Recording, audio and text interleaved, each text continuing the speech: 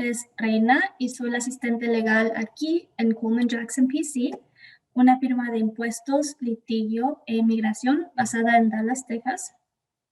Y nuestro tema de hoy es ¿quién debe presentar una declaración de impuestos sobre la herencia?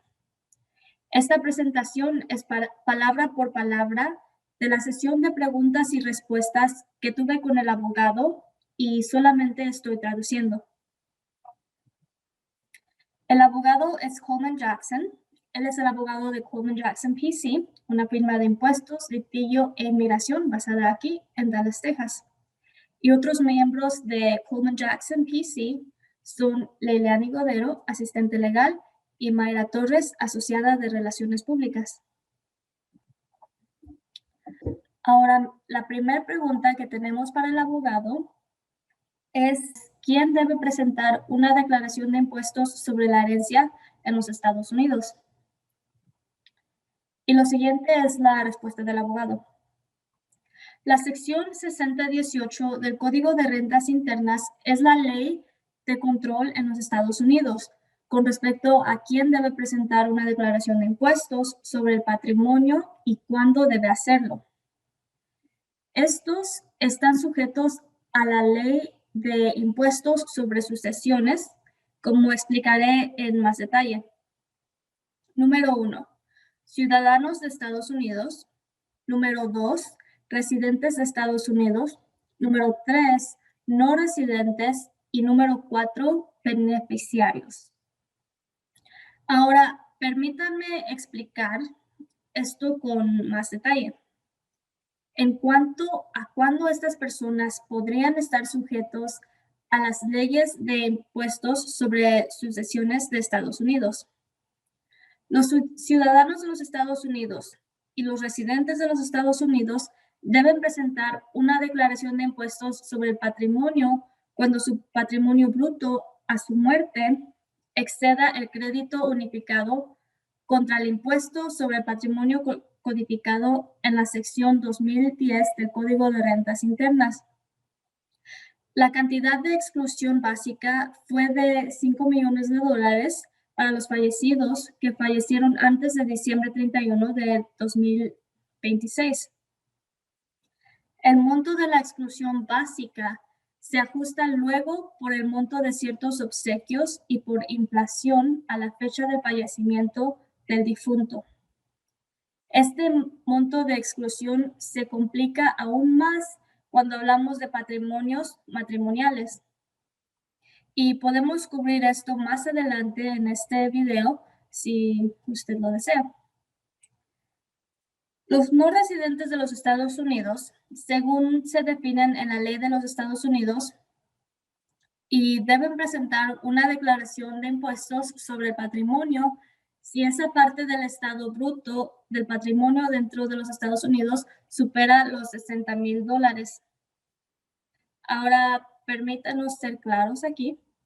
Las leyes de impuestos sobre el patrimonio colocan la responsabilidad de presentar la declaración del impuesto sobre el patrimonio directamente sobre el albacea o ejecutor del patrimonio del difunto. Si un albacea hace una declaración de impuestos sobre el patrimonio parcial o deficiente, la ley de impuestos sobre el patrimonio impone un deber a los beneficiarios del patrimonio del difunto de presentar oportunamente una declaración de impuesto sobre el patrimonio al recibir un aviso del IRS, informándoles que tienen un interés legal o de beneficiar un patrimonio bruto del difunto. En este caso, los beneficiarios de un patrimonio deben presentar una declaración de impuestos sobre el patrimonio. Ahora, el término ciudadano estadounidense es claro. ¿Quién es residente de Estados Unidos en la legislación fiscal de Estados Unidos? ¿Y quién es no residente de Estados Unidos según la ley tributaria de Estados Unidos? ¿Y quién es beneficiario de un patrimonio bruto en la ley de impuestos? En resumen, nos gustaría saber quién es un residente, quién es un no residente y beneficiarios según se definen en la Ley de Impuestos sobre Sucesiones de Estados Unidos. Según la sección 7701BA del Código de Rentas Internas, el término extranjero residente se define como cualquier individuo que no es ciudadano o nacional de los Estados Unidos y que cumple con la prueba de la tarjeta verde o la prueba de presencia sustancial para el año calendario. El abogado ha escrito muchos blogs extensos que explican la prueba de la tarjeta verde y la prueba de presencia sustancial, y nosotros recomendamos este blog a cualquier persona interesada en aprender más sobre cómo estas dos pruebas se utilizan en la legislación fiscal de los Estados Unidos y en la tributación de los extranjeros residentes que residen en los Estados Unidos. Y pueden encontrar este blog en el sitio web de nuestro bufete de abogados en www.cjacksonlaw.com. Bueno, ahora vamos a hablar sobre el término extranjero no residente. Según la sección 7701B1B del Código de Rentas Internas, un extranjero no residente se define como alguien que no es ciudadano de los Estados Unidos y que no cumple con la prueba de la tarjeta verde o la prueba de presencia sustancial para el estado de extranjero residente. En ambos casos, al definir el extranjero residente y al extranjero no residente, el Código de Rentas Internas describe a los Estados Unidos como los 50 estados y el Distrito de Columbia. La sección 7701A9 del Código de Rentas Internas excluye las posesiones, territorios y espacio aéreo de Estados Unidos en su definición. Ahora, finalmente, hablemos del término beneficiario. ¿Cómo se utiliza este término en la legislación fiscal de Estados Unidos? Beneficiario se usa principalmente de la misma manera que se usa un testamento, sucesiones, fideicomismos y leyes de sucesiones. Un beneficiario es alguien que hereda un interés legal o equitativo en el patrimonio, fideicomismo o testamento de un difunto o por donación. Y esto es antes de la muerte del difunto o después de la muerte del difunto. Los obsequios y las herencias pueden ser hechos imponibles en la legislación fiscal de Estados Unidos y es más complicado que eso, pero por ahora vamos a dejar lo básico.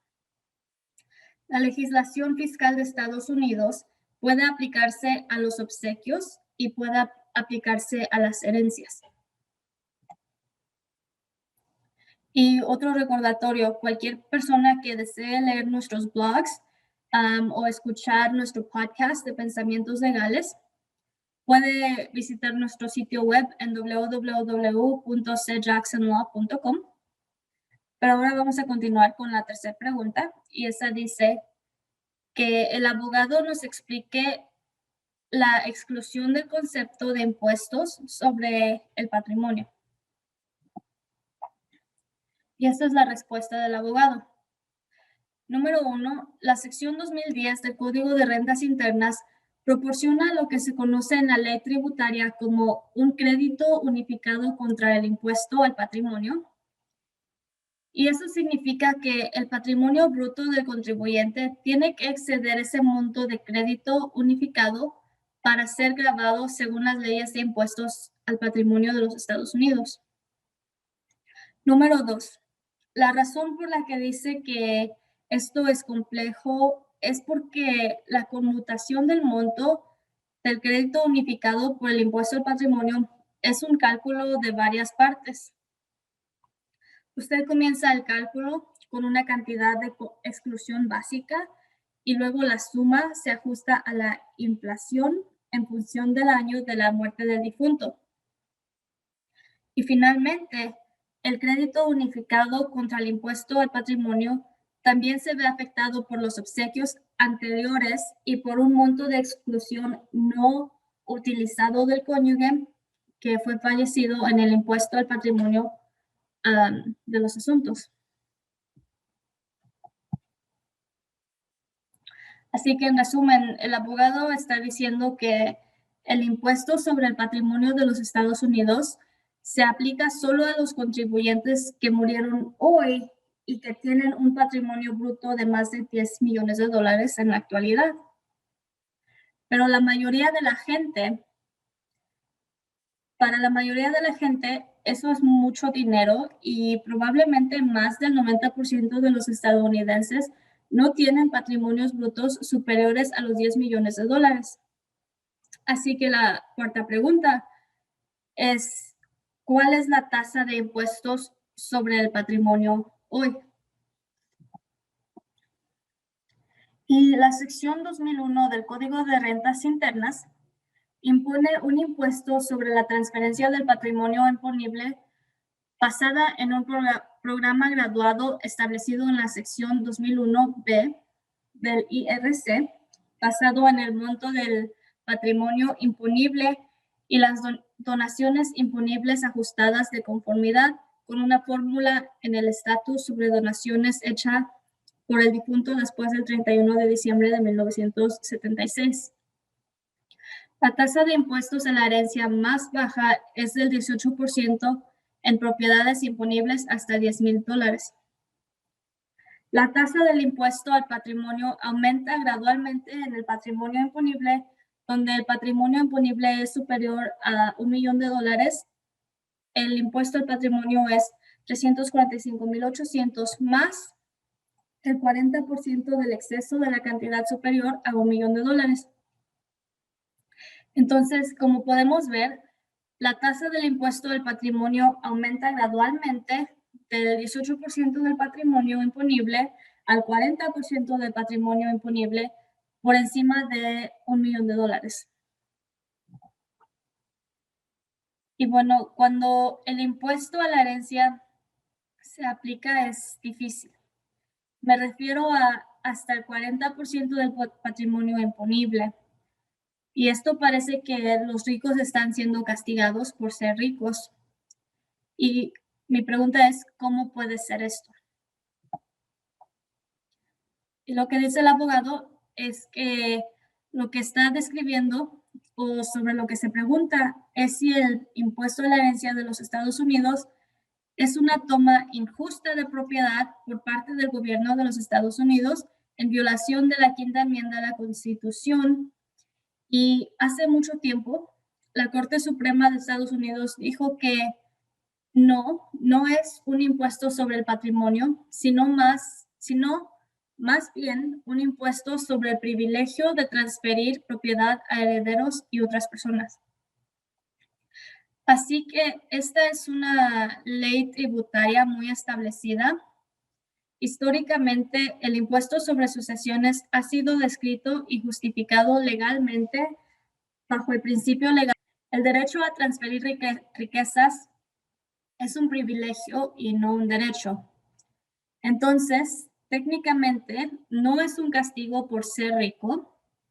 El impuesto sobre el patrimonio se basa en el privilegio de transferir riquezas.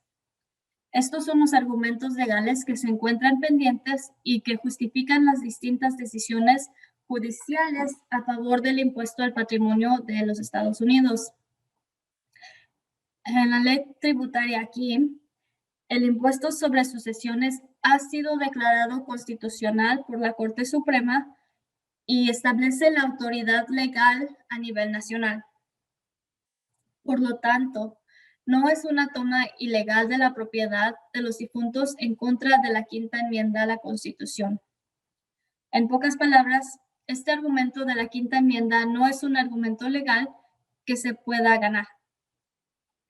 Es probable que las familias con problemas potenciales de impuestos sobre el patrimonio se beneficien más al dedicar su tiempo, dinero y esfuerzo a la planificación fiscal, la planificación del patrimonio y la planificación de donaciones oportunas y legales. Ahora, ¿cómo se informa al IRS el patrimonio imponible?